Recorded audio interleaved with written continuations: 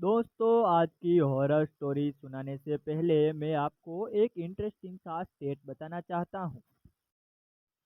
हमारी कहानियाँ देखने वाले 80% लोग ऐसे हैं जो हमारी वीडियोस एंजॉय तो करते हैं, लेकिन उन्होंने हमारा चैनल अभी तक सब्सक्राइब नहीं किया है।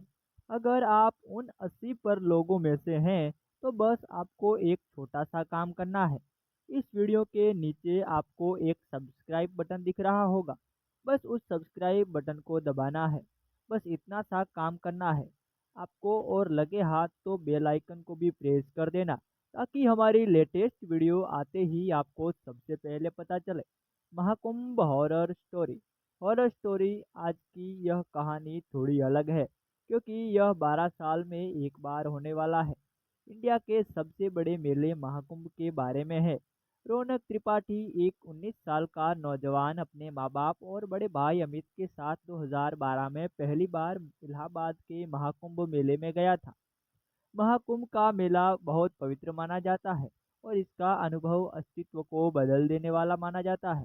पर रौनक के लिए यह एक रिलीज ट्रिप से ज्यादा एक एडवेंचर था।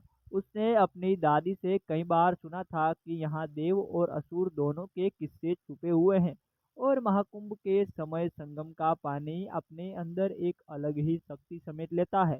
रौनक अपने परिवार के साथ संगम के पानी में स्नान करने पहुंचा, तो उसने देखा कि वहां हर और तरफ हवा लोग में मंत्रों धूप का की उच्चारण कर सुगंध रहे है। हैं। स्नान करते वक्त रौनक ने एक अजीब सी गर्मी महसूस की, जैसे उसके आसपास का पानी उबल रहा हो।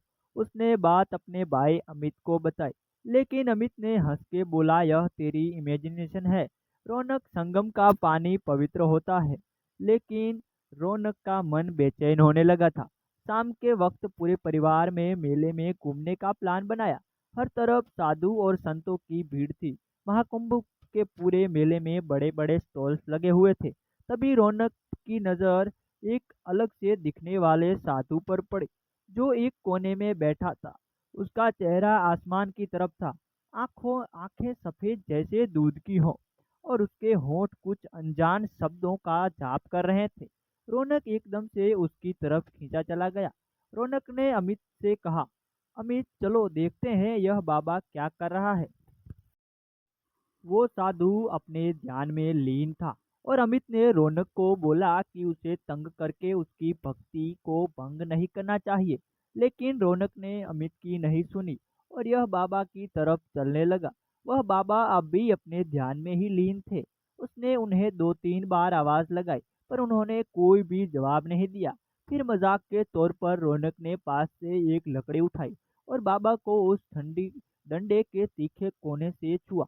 बाबा की आंखें एकदम से खुली और रौनक की ओर गई। रौनक को लगा कि बाबा शायद उससे गुस्सा हो गए हैं, पर उन्होंने मुस्कुराने से हुए रौनक को देखा और कहा, आ गया तू, तेरा ही इंतजार था।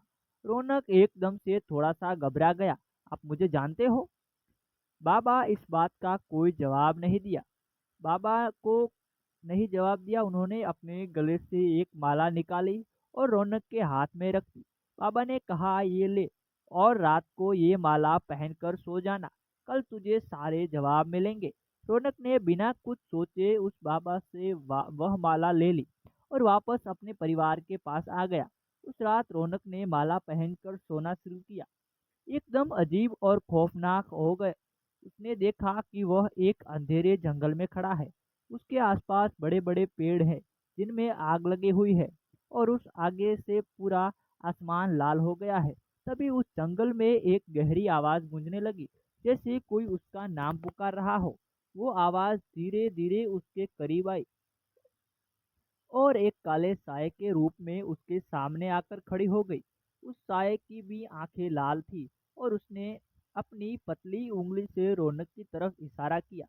मुझे लेने आया था, तब अब तेरे साथ चलने का समय आ गया है। उस साया ने रौनक से यह कहा, और एकदम से वो साया जैसे उसके अंदर ही समा गया। रौनक चिल्लाते हुए नींद से उठा। उसकी शर्ट पसीने से भीग चुकी थी। उसने माला को देखा, जो एकदम से बहुत ज्यादा खोलती हुई गर्म हो गई थी। रौनक ने तुरंत उस माला को निकालकर जमीन पर फेंक दिया और फिर से चादर तान कर सो गया। अगले कुछ दिनों में त्रिपाठी परिवार के साथ अजीब अजीब घटनाएं होने लगी। इससे रौनक की पापा की कपड़ों की दुकान में शॉर्ट सर्किट होने की वजह से आग लग गई। उसके भाई अमित को जॉब से निकाल दिया गया और उसकी माँ की तबीयत अचानक ही बेहद खराब हो रहने लगी। इसी बीच रौनक एक दिन अपनी अलमारी साफ कर रहा था और सफाई करते वक्त उसके होश ही उड़ गए। अलमारी के अंदर से उसे वही माला मिली जो रौनक ने कुछ दिन पहले ही फेंकी थी। उसने अपनी मम्मी से बात की तो उन्होंने बताया कि वह माला उन्होंने ही संभाल कर अलमारी में रख दी थी। अब रौनक को यकीन तो हो गया था कि जो कुछ भी हो रहा है वो शायद उस माला की वजह से ही हो रहा है। उसने इस बार उस माला को जाकर कचरे के डब्बे में फेंक दिया। अगले दिन रौनक अपने रूम में लैपटॉप पर कोई टीवी शो देख रहा था। तभी उसी ने देखा, महसूस किया जैसे उसके ठीक पीछे कोई खड़ा है। रौनक भी पीछे मुड़कर देखा पर वहां कोई नहीं था। लेकिन जैसे ही रौनक ने वापस मुड़कर देखा, उसके कमरे के एक कोने में वही लाल आंखों वाला काला साया खड़ा था, जो रौनक के सपने में आया था। उसे देखकर रौनक इतना डर गया था कि उसकी आवाज ही नहीं निकल रही थी। वो काला साया धीरे धीरे रौनक के करीब आया और बोला, संगम वापस आ जा। रौनक चिल्लाते हुए अपने भाई के रूम में भाग गया और घबराते हुए अमित से बोला, अमित वो साया वापस आगे आए और वह मुझे संगम बुला रहा है। अमित को रौनक की बात समझ नहीं आई। उसने उसे समझाया कि यह सब रौनक का वहम है और वो उसे काल सुबह मंदिर ले जाएगा, जिससे शायद उसका डर दूर हो जाएगा। पर रौनक उस रात सहम गया था। अगले ही दिन सुबह वह बिना किसी को बताए बस में बैठकर इलाहाबाद के लिए निकल गया। बस रात को चाय पीने के लिए रुकी। चाय पीकर जैसे ही रौनक ने वॉलेट निकालने के लिए अपना बैग खोला, उसकी रूह कांप गई। रौनक की बैग में वही माला पड़ी हुई थी। रौनक ने एक लंबी सांस ली और खुद को समझाया कि वह महाकुंभ जाकर उसी बाबा से मिलेगा और सब कुछ ठीक कर लेगा। और वह पैसे देकर बस में जाकर बैठ गया। पूरे सफर में रौनक को महसूस होता रहा कि वह काला साया कहीं न कहीं उसी के साथ है, बिल्कुल उसके करीब। अगली सुबह महाकुंभ पहुंचकर रौनक सीधा भागकर उस मेले में उस बाबा को ढूंढने लगा। और जैसे ही वो बाबा उसे दिखे, वो उनके चरणों में जा गिरा और फूट फूट कर रोने लगा। उस बाबा ने गुस्से में उसे कहा, मूर्ख, अब क्यों आया है? तूने एक साधु की आराधना भंग की थी, अब तू उसका दंड भुगत। रौनक के आंसू रुक ही नहीं रहे थे और वह अपनी गलती समझ गया था। उसने उस साधु से रो रो कर माफी मांगी थी। कुछ समय बाद उस साधु को रौनक पर दया आ गई और उसने से माला वापस लेकर अपने गले में डाल ली। अचानक ही रौनक को माला के जाने के बाद बहुत हल्का सा महसूस होने लगा। रौनक ने देखा कि वह काला साया साधु बाबा के सर के ऊपर खड़ा है और कुछ ही देर में वह बाबा के अंदर ही समा गया।